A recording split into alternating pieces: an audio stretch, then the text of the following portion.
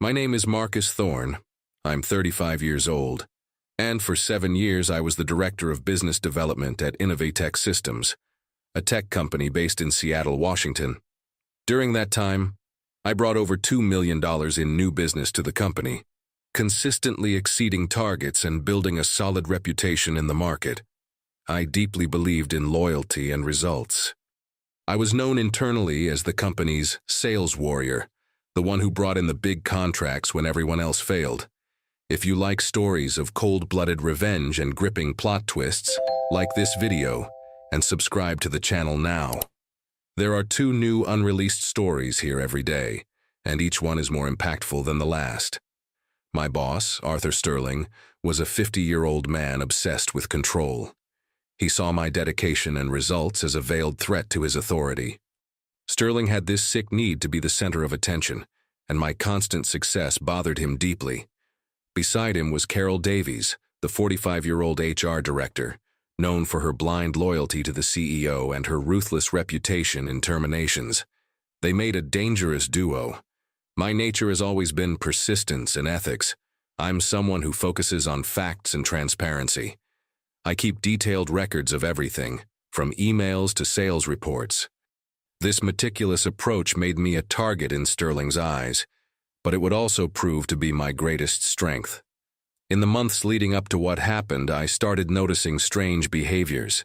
Sterling and Davies were acting suspiciously, talking in corners and ending discussions when I approached. Commission documents I had seen before seemed altered when I reviewed them later. Contracts were being signed with vendors I'd never heard of, and Sterling promoted them with enthusiasm that didn't match his usually calculating personality. My negotiator's intuition, trained over years to sniff out irregularities in deals, told me something was wrong, but I had no idea of the extent of what was coming. It was my only vacation day of the year. After months of working non-stop, I had finally managed to take a day off to relax. I was at home, unwinding, when I received an unexpected call from Arthur Sterling himself. "Marcus, I need you to join an emergency virtual meeting right now," he said, with a coldness in his voice I'd never heard before. "Sure, Mr. Sterling. What's the situation?" I asked, already turning on my computer. The meeting started, and besides Sterling, Carol Davies was present. Their faces were serious, almost solemn. I felt a knot in my stomach, but I maintained my professional posture. "Marcus," Sterling began, looking directly at the camera, "your services are no longer needed at Innovatech Systems. This is a termination for cause due to your lack of loyalty to the company." The world seemed to stop for a moment. "Lack of loyalty?" I asked, genuinely confused. "We discovered that you interviewed with a competing company during your vacation. This is a clear breach of trust and loyalty," Sterling continued, his voice cutting like ice. It was a completely false accusation. I hadn't done any interview.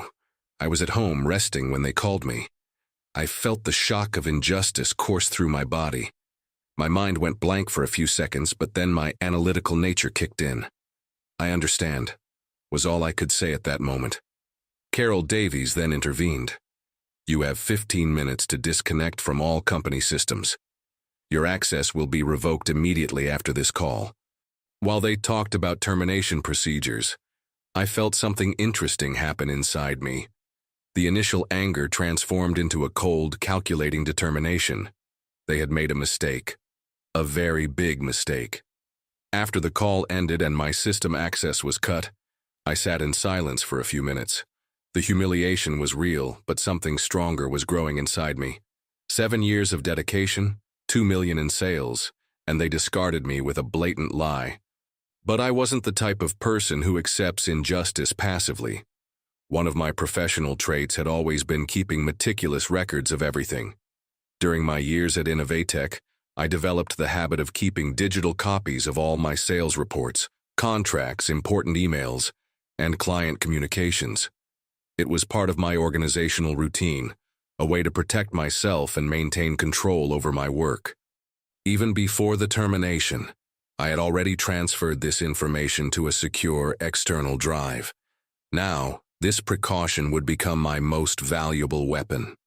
In the days following my termination, I began systematically reviewing all the documents I had collected over the years. Initially, my goal was just to build a defense against the false accusation of disloyalty. But as I dove into the data, I started finding inconsistencies that made me stop and look more carefully. There were contracts I had closed, but the recorded commissions didn't match the amounts I remembered. Suspicious clauses appeared in agreements I was sure I had seen differently before. Vendors with names I'd never heard were receiving substantial payments for vaguely described services, and Sterling was always present in approving these payments. My experience in business development taught me to identify red flags in suspicious transactions.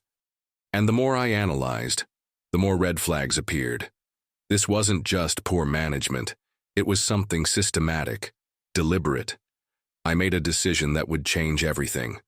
I hired Justice Advocates LLC, a firm specializing in corporate fraud investigations based in Washington, D.C. They had an impeccable reputation in corporate corruption cases. The investment wasn't small, but I was determined to see this through to the end. "Mr. Thorne," said Jennifer Walsh, the lead investigator assigned to my case, "the documents you've provided us are extremely detailed. This will make our job much easier." "I've always been meticulous with records," I replied. "It's a matter of survival in the business world." Over the following weeks, the Justice Advocates team dove deep into the data I had provided. They had resources and expertise I didn't possess. Digital forensics experts, specialized auditors, lawyers experienced in corporate crimes. It was a well-oiled investigation machine. Meanwhile, I kept a low profile. I didn't go around talking about the termination to industry contacts. I didn't post anything on social media. I just waited, planned, and collected more information whenever possible. 3 weeks after my termination, Jennifer called me with urgency in her voice. "Marcus, you need to come to our office immediately. What we found is much bigger than we imagined." When I arrived at the Justice Advocate's office, Jennifer greeted me with a serious expression and a stack of printed documents on the table. "Your worst suspicions have been confirmed," she said, gesturing to the papers. "What we have here is a multi-million-dollar fraud scheme. Arthur Sterling wasn't just manipulating your commissions. He was orchestrating a complex system of fund embezzlement." She showed me the evidence. Forged contracts with shell companies, sales commissions that were calculated correctly, but then altered in internal systems, with the difference being diverted to accounts controlled by Sterling. Payments to non-existent vendors that were actually front companies registered under names of people connected to Sterling. "And Carol Davies?" I asked. "She's not just an accomplice," Jennifer replied. "She's an active piece in the scheme. Davies created falsified HR documentation, modified employee contracts to justify the diversions, and played a key role in silencing anyone who might ask inconvenient questions." As Jennifer continued explaining, it became clear that my termination hadn't been just about control or wounded ego. I was becoming a real risk to them. My access to contracts, my attention to detail, my tendency to ask questions about irregularities. All of this was making them nervous. "The disloyalty accusation was a smokescreen," Jennifer said. "They needed to get rid of you before you discovered the extent of the fraud. And they wanted to do it in a way that would destroy your credibility, in case you tried to expose them later." At that moment, I felt complete clarity about what I needed to do. It wasn't about my unjust termination anymore. It was about justice. It was about stopping them from continuing to steal from the company and its employees. It was about doing the right thing. "Jennifer," I said, looking directly at her, "I want you to take this forward. Board of Directors, SEC, FBI, whoever is necessary. I have enough evidence, and I'm willing to see this through to the end." Jennifer smiled for the first time during our meeting. "Mr. Thorne, that's exactly what we hoped to hear." Justice Advocates LLC didn't waste time. Within days, they presented a complete dossier to Innovatech Systems Board of Directors. Simultaneously, copies of the evidence were forwarded to the Securities and Exchange Commission and the FBI. The process was in motion, and there was no turning back. The first bomb exploded on a Thursday morning. I received a call from Jennifer Walsh.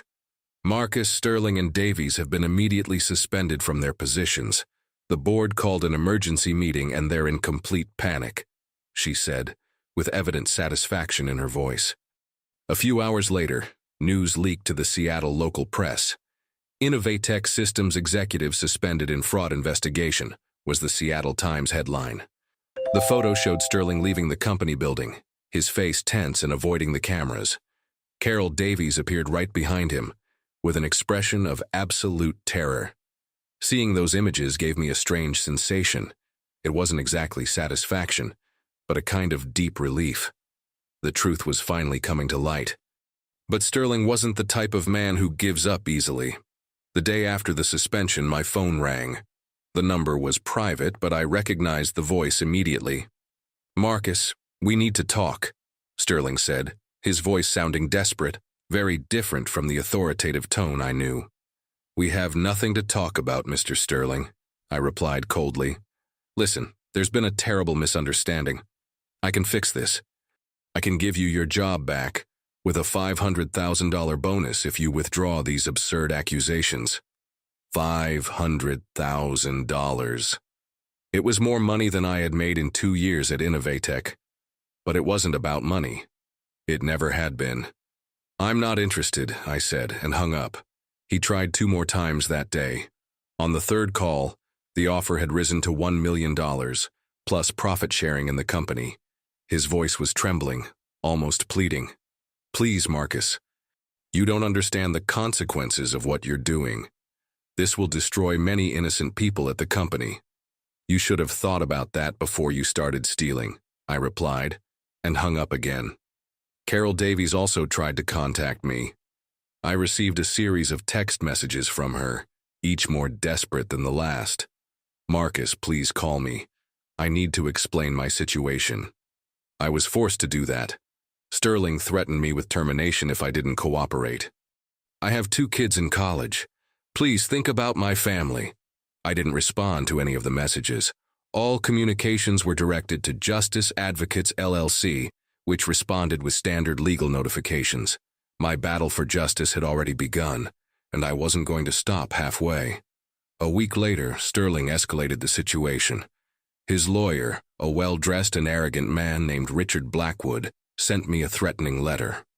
The language was typical legal intimidation: lawsuits for defamation, breach of confidentiality, damage to the company's reputation, multi-million-dollar damage claims. "My client is prepared to vigorously defend his reputation against these unfounded allegations," the letter said. "We advise that your client reconsider his position before more severe legal measures are taken." Jennifer Walsh laughed when I showed her the letter. "Marcus, this is pure desperation. When someone is really innocent, they don't make threats. They present evidence. Sterling has no evidence because he's guilty. Sterling's intimidation strategy not only failed but ended up strengthening our case. Justice Advocates documented all attempts at bribery and intimidation, adding them to the dossier being built. Meanwhile, the federal investigation was gaining momentum. FBI agents appeared at Innovatech to seize computers and documents. The SEC opened a formal investigation into market manipulation and financial fraud. The company was forced to hire an independent external audit. What impressed me most was how quickly the situation spiraled out of Sterling's control. He had built an empire based on lies and manipulation, but when the light of truth was directed at his actions, everything began to crumble like a house of cards. Other Innovatech employees began to speak up. Jennifer told me that Justice Advocates was receiving calls from people who had noticed irregularities, but were afraid to speak.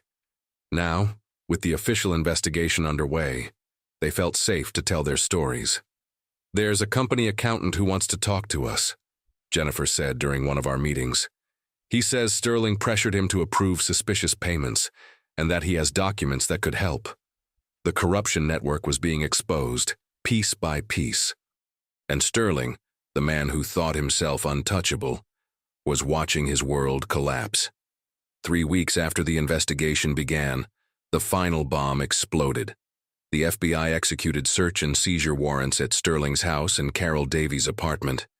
Images of agents carrying boxes of evidence were broadcast live on local TV. That night, Sterling appeared on a local news program, trying one last gambit to save his reputation. He was visibly nervous, sweating, and his answers were evasive and contradictory. "These are allegations from a disgruntled employee who was legitimately terminated for breach of trust," he said, avoiding looking directly at the camera. "I'm confident that the truth will prevail." But his performance was pathetic. Even a layperson could see he was lying. His hands were shaking, his voice was failing, and he looked like a broken man desperately trying to maintain appearances. Carol Davies didn't even try to appear publicly. According to company sources, she had taken medical leave for extreme stress and wasn't receiving visitors. Seeing these two, who had humiliated me and tried to destroy my reputation, now completely exposed and desperate, gave me a sense of justice I had never experienced before. It wasn't revenge in the traditional sense. It was truth finally prevailing over lies and corruption. 6 months after my termination, Arthur Sterling and Carol Davies were formally indicted by the FBI. The charges included wire fraud, money laundering, market manipulation, and conspiracy to commit financial crimes. The total amount embezzled reached $4.5 million over 3 years. The indictment hearing was a spectacle I'll never forget. Sterling, the man who once fired me with absolute coldness, was now handcuffed, being escorted by federal agents. His expression was one of complete defeat. Carol Davies was crying uncontrollably next to her lawyer, a broken woman who had lost everything. During the trial, more sordid details came to light. Sterling had used part of the embezzled money to buy a vacation home in Aspen, Colorado, worth $2 million. Davies had financed her children's private college educations with money stolen from the company. They lived luxurious lives at the expense of Innovatech and its employees. What impressed me most was discovering that I wasn't the only employee they had wrongfully terminated. At least 4 other competent professionals were eliminated over the years because they were getting close to the truth or asking inconvenient questions. Sterling created false pretexts to get rid of anyone who posed a threat to his scheme. The trial lasted 3 weeks. I was called as the principal witness and finally had the opportunity to tell my version of events under oath. It was cathartic to be there, in front of Sterling, speaking the truth without fear of retaliation. "Mr. Thorne," the federal prosecutor asked, "when you discovered the irregularities in the company documents, what was your motivation for pursuing this?" "I believed and still believe that truth should prevail," I replied, looking directly at Sterling. 7 years of honest work don't deserve to be tainted by lies and corruption. Sterling avoided my gaze throughout my entire testimony. The arrogant and controlling man I knew had transformed into a pathetic figure, hunched over the defense table. Sterling's defense tried to paint me as a vindictive and disgruntled employee, but the evidence was irrefutable. The documents I had meticulously collected over the years became the centerpieces of the prosecution. My organized and detail-oriented nature, which Sterling so despised, was exactly what condemned him. The verdict was unanimous: guilty on all charges. Sterling was sentenced to 12 years in federal prison and payment of an $8 million fine. Davies received 8 years and a $3 million fine. Both were required to return all embezzled money and had their assets confiscated by the government. During the reading of the sentence, Sterling finally looked me in the eyes. There was no more arrogance, just bitter recognition that he had completely underestimated the man he tried to destroy. Meanwhile, my life was taking a completely different direction. The case exposure had made me a known figure in the business world, not as the wrongfully terminated employee, but as the man who had the courage to face corporate corruption and take it to its ultimate consequences. 2 weeks after the trial, I received a call from Robert Harrison, founding partner of Integrity Partners Group, one of the most respected corporate ethics consulting firms in Washington, D.C.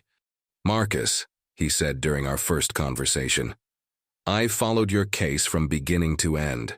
We were impressed not only with your integrity, but with your meticulous and strategic approach. We'd like to offer you a partner position in our office." The offer was substantially better than anything I'd had at Innovatech. Base salary of $300,000 annually, profit sharing, and the opportunity to lead a new division focused on corporate fraud investigations. Your experience is exactly what we need, Harrison continued. Someone who understands how these frauds work from the inside, and who has the moral courage to do the right thing regardless of personal consequences. I accepted the offer without hesitation. It was more than a new professional opportunity. It was a chance to transform my traumatic experience into something constructive, to help other companies avoid the problems Innovatech faced.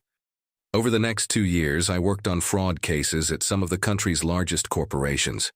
My personal story became a powerful example during presentations and training sessions. I wasn't just a theoretical consultant. I was someone who had lived the consequences of corporate corruption firsthand. Innovatech never fully recovered from the scandal. The company was sold for a fraction of its previous value, and many innocent employees lost their jobs. It was sad, but necessary. The corruption had rotted the organization from the inside out. Occasionally, I received news about Sterling and Davies. Sterling was serving his sentence at a minimum security federal prison in Oregon. Davies had been released after 5 years for good behavior, but lived an anonymous and miserable life in a small town, working as an administrative assistant for minimum wage. 5 years after my termination, I received an unexpected letter. It was from Sterling, handwritten from prison. "Marcus," the letter read, "I know I have no right to ask for forgiveness, but I need to acknowledge that you were right from the beginning. My greed and arrogance blinded me, and I became exactly the type of person I always despised. You had the courage to do what was right, even when it meant challenging powerful people. I respect that, even though it's too late to change anything." I never responded to the letter. There was no need. Justice had already been served, and I had moved on. Today, when I tell my story to clients or at conferences, I always emphasize the same lesson. Integrity is the greatest asset any professional can have. In the business world, it's easy to get carried away by pressure, easy money, the temptation to cut corners. But in the end, truth always finds a way to come to light. What started as an unjust termination became a battle for justice, reputation, and truth. I went all the way, and that made all the difference. Sterling and Davies thought I was just another employee, someone they could discard and silence. But I was the audit system they couldn't fool.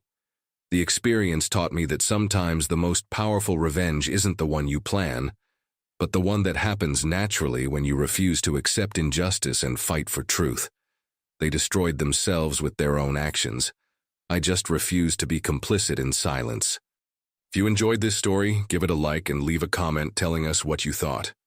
And if you're not subscribed to the channel yet, please hit that subscribe button and turn on the notification bell so you don't miss new stories like this one. Thanks for watching, and see you next time.